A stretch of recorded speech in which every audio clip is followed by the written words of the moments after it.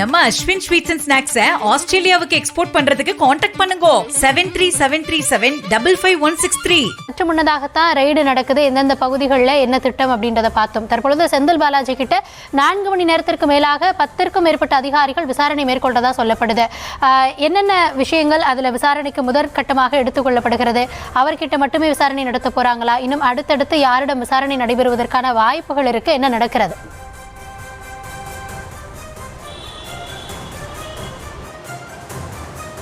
வணக்கம் கௌதமி. திமுகவின் முன்னாள் அமைச்சராக இருந்த செந்தில் பாலாஜியிடம் தற்பொழுது 10க்கும் மேற்பட்ட அதிகாரிகள் அவர் தங்கியிருக்கக்கூடிய இந்த தனியார் மாரிஸ் என்கிற ஹோட்டலில் விசாரணை மேற்கொண்டு வருகிறார்கள். இன்று காலை 7 மணி முதல் சென்னை உட்பட கரூர் உள்ளிட்ட தமிழகம் முழுவதும் 41 இடங்களில் லஞ்ச ஒழிப்புத்துறை அதிகாரிகள் திடீர் சோதனை மேற்கொண்டு வருகிறார்கள்.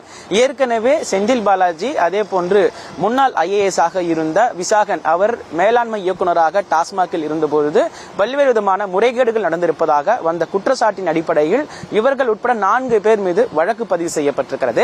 இந்த வழக்கை தொடர்ந்து செந்தில் பாலாஜிக்கு தொடர்புடைய இடங்கள், அதே போன்று அவர் டாஸ்மாக் துறையில் அவர் யார் யாருக்கெல்லாம் ஒப்பந்தம் அளித்திருந்தார், அதே போன்று மேலாண்மை இயக்குநராக இருந்த விசாகன் உள்ளிட்ட 41 இடங்களில் இந்த சோதனையானது நடத்தப்பட்டு வருகிறது.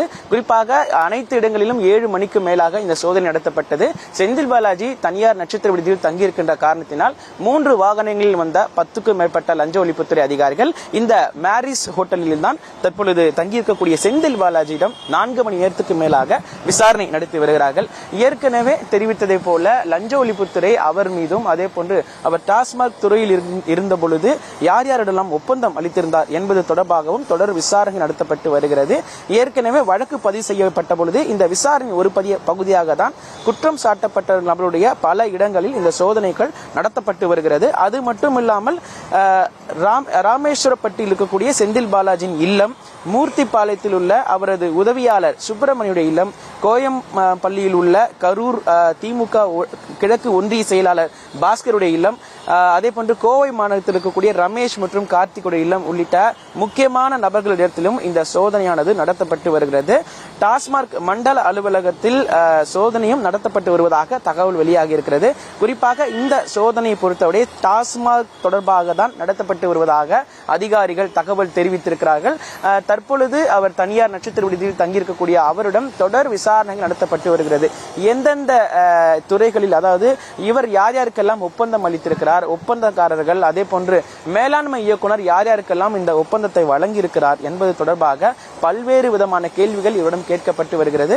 குறிப்பாக மேலாண்மை இயக்குனரிடம் தொடர்ச்சியாக பல்வேறு ஆவணங்கள் கைப்பற்றப்பட்டதாக வந்த தகவலின் அடிப்படையில் தான் இந்த வழக்கும் பதிவு செய்யப்பட்டிருக்கிறது. விசாகனிடமும் தொடர்ச்சியாக விசாரணைகள் நடத்தப்பட்டு வருவதாக அதிகாரிகள் தரப்பிலிருந்து தகவல்கள் தெரிவிக்கப்பட்டிருக்கிறது. அது மட்டுமில்லாமல் தற்பொழுது சோதனை முடிவடைந்ததாக ஒரு தகவல் வெளியாகி இருக்கிறது. தொடர்ச்சியாக லஞ்ச ஒழிப்புத்துறை அதிகாரிகள் அவரிடம் விசாரணை மேற்கொண்ட பிறகு தற்பொழுது கீழே இறங்கி வந்திருக்கிறார்கள். ஒரு சில அதிகாரிகள் மட்டும் தற்பொழுது லஞ்ச ஒழிப்புத்துறை அலுவலக அதிகாரிகள் தற்பொழுது ஒரு சில ஆவணங்களை எடுத்துக்கொண்டு அவருடைய வாகனத்தில் வைக்கிறார்கள். முக்கியமாக ஹார்ட் டிஸ்க் போன்ற கணினி போன்ற ஆவணங்கள் தற்பொழுது எடுத்து வைக்கின்றார்கள்.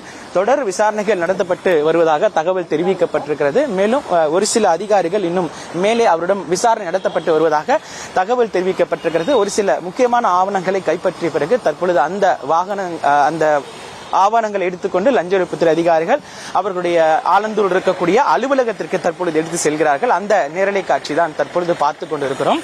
ஏற்கனவே தெரிவித்ததை போல சோதனையானது தொடர்ச்சியாக நடத்தப்பட்டு வருகிறது. அது மட்டுமில்லாமல் ஆவணங்கள், ஒரு சில முக்கியமான ஆவணங்களை தற்பொழுது வாகனத்தில் ஏற்றிருக்கிறார்கள். லஞ்ச ஒழிப்புத்துறை அதிகாரிகள் இன்னும் 5க்கும் மேற்பட்ட அதிகாரிகள் தற்போது அவரிடம் விசாரணை நடத்தப்பட்டு வருவதாக அதிகாரிகள் தகவல் தெரிவித்திருக்கிறார்கள். ஒரு சில முக்கியமான ஆவணங்கள் மட்டும் தற்பொழுது எடுத்து செல்கிறார்கள். அந்த காட்சிகள் தான் தற்பொழுது பதிவாகி கொண்டிருக்கிறது. மேலும் இந்த விசாரணை பொறுத்தவரை இன்று மாலை வரை நடைபெறும் என அதிகாரிகள் தரப்பிலிருந்து தகவல்கள் தெரிவிக்கப்பட்டிருக்கிறது. மேலும் இந்த சோதனையின் முடிவில் எவ்வளவு ஆவணங்கள் கைப்பற்றப்பட்டிருக்கிறது, டாஸ்மாக் தொடர்பாக எவ்வளவு ஆவணங்கள் கைப்பற்றப்பட்டிருக்கிறது, இவர்கள் எவ்வளவு கோடி ரூபாய் லஞ்சம் பெற்றிருக்கிறார்கள், அது மட்டுமில்லாமல் கடந்த ஆண்டு விசாகனுடைய இல்லத்தில் அமலாக்கத்துறையும் சோதனை மேற்கொண்டது. இதே போன்று டாஸ்மாகில் பல கோடி ரூபாய் இவர்கள் முறைகேடு செய்ததாக வந்த அடிப்படையில் அமலாக்கத்துறையும் சோதனை மேற்கொண்டது. இந்த இந்த நிலையில் தான் லஞ்ச ஒழிப்புத்துறை தற்பொழுது வழக்கு பதிவு செய்து தற்பொழுது விசாரணை நடத்தப்பட்டு வருகிறது. ஒரு சில ஆவணங்கள் தற்பொழுது கைப்பற்றப்பட்டு அந்த லஞ்ச ஒழிப்புத்துறை அதிகாரிகள் வாகனத்தில் எடுத்து செல்கிறார்கள். அந்த காட்சி தான் தற்பொழுது நாம் பார்த்துக் கொண்டிருக்கிறோம். மேலும் தொடர் விசாரணையின் பொழுது எவ்வளவு ஆவணங்கள் கைப்பற்றப்பட்டிருக்கிறது, எவ்வளவு கோடி ரூபாய் இவர்கள் லஞ்சம் பெற்றிருக்கிறார்கள் என்பது தொடர்பாக முழு செய்தி குறிப்பாக வெளியிடப்படும் என அதிகாரிகள் தரப்பிலிருந்து தகவல்கள் தெரிவிக்கப்பட்டிருக்கிறது. கௌதமி, தொடர்ந்து விசாரணை நடைபெற்று வரக்கூடிய சூழல்ல அங்க என்ன நடக்கிறது அப்படின்ற விவரங்களை பதிவு செய்தமைக்கு நன்றி முரளி. நம்ம அஸ்வின் ஸ்வீட்ஸ் அண்ட் ஸ்நாக்ஸை ஆஸ்திரேலியாவுக்கு எக்ஸ்போர்ட் பண்றதுக்கு கான்டாக்ட் பண்ணுங்க 7373755163.